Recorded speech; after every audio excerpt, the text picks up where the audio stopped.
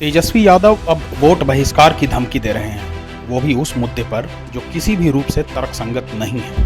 संवैधानिक प्रक्रिया के तहत मतदाताओं की पहचान स्वच्छ चुनाव के लिए आवश्यक है, लेकिन झूठ और भ्रम की बुनियाद पर राजद और उनके सहयोगी समाज में भ्रम फैलाना चाहते हैं। बात साफ है कि जो मतदाता बनने की अहर्ता नहीं रखते वो सूची से बाहर होंगे, लेकिन लगता है समूचे विपक्ष के लिए ऐसे लोग ही उनके वोट का मुख्य आधार हैं जो सूची से बाहर हो रहे हैं।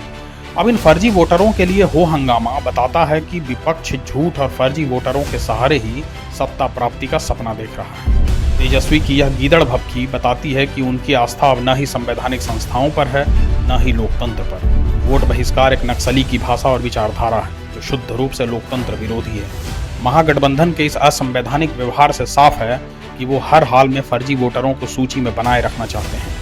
वो न ही साफ सुथरे चुनाव में भरोसा रखते हैं, न ही संसदीय प्रणाली में।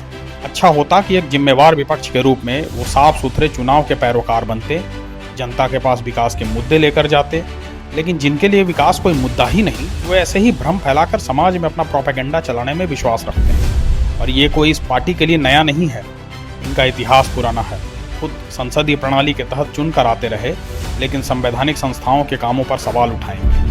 कभी ये लोकतंत्र के चौथे स्तंभ के बहिष्कार की धमकी देते हैं, तो कभी मीडिया के सूत्र को मूत्र बताते हैं। मतलब जो भी इनसे सवाल करे वो सब गलत है। दरअसल ये सत्ता विहीनता की छटपटाहट और आने वाले चुनाव में संभावित हार की हताशा है। मुद्दा विहीन विपक्ष अब ऐसे ही नैरेटिव को स्थापित करने की फिराक में है, लेकिन वो भूल बैठे हैं कि बिहार की जनता का लोकतंत्र में अटूट विश्वास है। उन्हें संवैधानिक प्रक्रिया में पूरा भरोसा है। जीत लोकतंत्र की होगी, जीत संविधान की होगी, जीत हर एक बिहारी की होगी।